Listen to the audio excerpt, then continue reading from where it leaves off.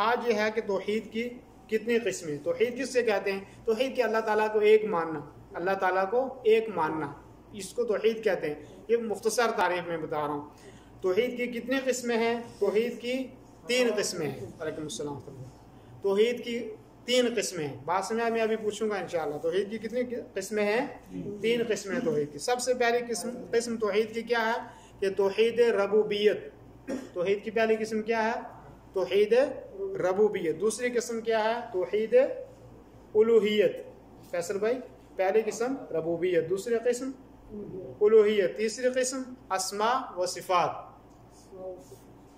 اب ان کی مختصر عام تعریف پڑھیں گے. توحید ربوبیت کس کو کہتے ہیں؟ کہ اللہ تعالیٰ کو اس کے جملہ افعال اور اعمال میں ایک جاننا، اور یہ اعتقاد جازم رکھنا کہ وہی تنہا خالق اور روزی رساں ہے اور وہی نفع و نقصان کا مالک ہے. کہ ہم نے یہ کہنا کہ اللہ تعالیٰ ہی رب ہے ہمارا، اللہ تعالیٰ ہی ہمارا رب ہے. یہ ربوبیت کہ اللہ کے علاوہ کوئی رب نہیں ہے. دلیل اس کی کیا؟ الحمدللہ رب العالمین. تمام تعریفیں اس کے لیے ہیں جو ساری کائنات کا پالنے والا ہے. یہ توحید کی پہلی قسم ہے، اس کی تعریف کہ اللہ ہی ہمارا رب ہے. سارے اعمال اور افعال ہم نے کس کے لیے کرنا؟ اللہ تعالیٰ کے لیے کرنا.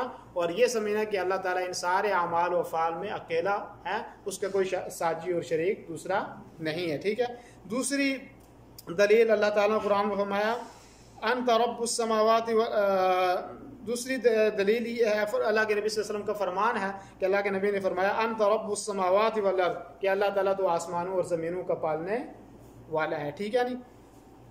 اچھا، یہ پہلی مختصر ہوگی توحید ربوبیت کس کو کہتے ہیں. دوسری بات ہے توحید الوہیت. توحید الوہیت کس کو کہتے ہیں؟ کہ جملہ عبادات خالص اللہ کے لیے کرنا. ساری عبادتیں کس کے لیے کرنا؟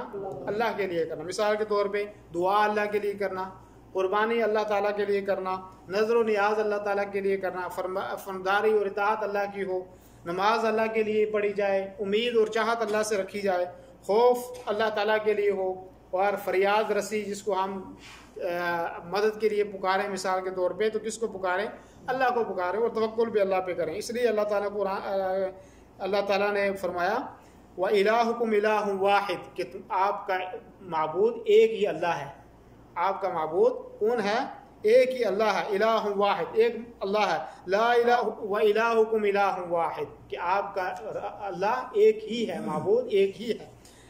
لا الہ الا هو الرحمن الرحیم، اس کے ساتھ کوئی ساجی اور شریک نہیں ہے، وہ بڑا مہربان اور نہایت رحم کرنے والا. اسی طریقے سے کیوں اللہ تعالیٰ ہی کے لیے عبادت ہے؟ کیونکہ اللہ تعالیٰ کے نبی صلی اللہ علیہ وسلم جب کفار و مشرکین کو دین کی دعوت دیتے تھے تو سب سے پہلے ان کو یہ کہتے تھے فَلْيَكُنْ أَوَّلَ مَا تَدْعُوهُمْ إِلَيْهِ اللَّهَ إِلَهَ إِلَّا اللَّهُ، کہ سب سے پہلے جس چیز کی آپ نے لوگوں کو دعوت دینی ہے وہ کس کی دینی ہے؟ کلمہ لا الہ الا اللہ، کہ اللہ کے سوا کے ساتھ کہ اللہ کی عبادت میں کوئی شریک اور ساجی نہیں ہے.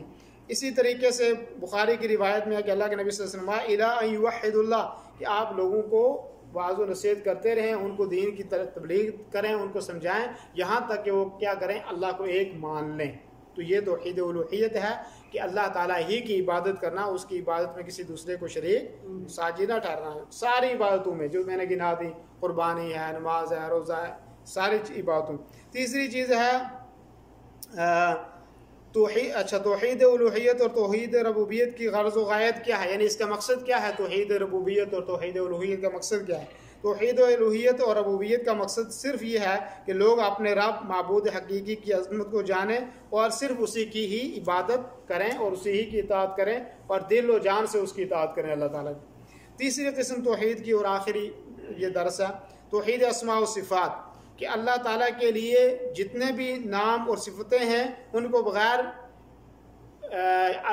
ان جو آگے میں چیزیں بتا رہا ہوں ان کے بغیر اللہ کے لیے اچھے اچھے نام ہیں، یہ بھی آپ نے ماننا ہے. اللہ کے لیے اچھی اچھی صفات ہیں، یہ بھی ہم نے ماننا ہے. اس کی صفات میں کوئی تعویل نہیں ہم نے کرنی ہے. تعویل سمجھتے ہیں کہ مثال کے طور پہ ہم کہیں کہ اللہ تعالیٰ کے لیے ہاتھ ہیں تو ہم اس کی کوئی اور تعبیر کر دیں کہ اس کا مطلب مثلا نعمت ہے، ایسا نہیں کر سکتے. بلکہ ہم نے کیا کہنا ہے کہ اللہ تعالیٰ کے لیے ہاتھ ہیں. ٹھیک ہے. اچھا، اسی طریقے سے اللہ تعالیٰ کی صفات کا انکار بھی نہیں کرنا ہم نے، کہ ہم بالکل انکار کر دیں کہ اللہ کے لیے صفات یا اللہ کے لیے اسماء ہے ہی نہیں، ایسا بھی نہیں. اسی طریقے سے ہم مثال بھی نہیں بیان کر سکتے کہ کہ اللہ تعالیٰ کا ہاتھ ہے تو ایسا ہے، یا اللہ تعالیٰ کی آنکھیں ہیں تو ایسی ہیں جیسی ہماری ہیں. ایسی طریقے سے مشابہت بھی ہم نہیں، تشابہ جس کو کہتے ہیں کہ ہم کہیں کہ جیسے ہم ہیں ویسے اللہ تعالیٰ کی صفات بھی ہیں، یا اللہ تعالیٰ کی آنکھ ہیں، کان ہیں، جیسے حدیث میں ہے کہ اللہ تعالیٰ کے پاؤں ہیں تو ویسے ہی ہیں جیسے انسانوں کے. ایسا نہیں ہے، ٹھیک ہے نہیں. بلکہ ہم نے کس طریقے سے ماننا ہے، ہم نے یہ کہنا ہے کہ جیسے اللہ کے لیے جو صفات ہیں جیسے اللہ نے بیان کی، جیسے اس کے نبی نے ہمیں سمجھائیں، ویسے جیسے اس کی شان ہے اس کے مطابق ہے. ہمیں نہیں پتا کہ وہ کیسے ہیں، ہم نے ماننا ہے ہاتھ ہیں تو ہیں بس. ہم نے نہیں کہنا کہ ایسا ہیں جیسے ہمارے ہاتھ ہیں، یا ہم کہہ دیں کہ ہے ہی نہیں ہے، ٹھیک ہے، یا ہم کہیں کہ جی ہیں تو ویسے ہیں، ایسا نہیں. اسی طریقے سے یہ ہے کہ اللہ تعالیٰ عرش پر مستوی ہے. اللہ قرآن میں فرمایا ثم استوى علی العرش، اللہ تعالیٰ عرش کے اوپر مستوی ہے. کیسے مستوی ہے وہ اللہ تعالیٰ جانتا ہے، اس کی شان کیسی ہے ایسے میں. کچھ لوگ کیا ہے، کچھ لوگوں کا عقیدہ یہ ہے کہ اللہ تعالیٰ ہر جگہ موجود ہے. ہر جگہ اللہ تعالیٰ نہیں ہے، بلکہ اللہ تعالیٰ کہاں پہ ہے، عرش پر ہے. اور اللہ تعالیٰ کا علم ہر جگہ موجود ہے، اپنے علم کے حساب سے اللہ تعالیٰ ہر جگہ ہے.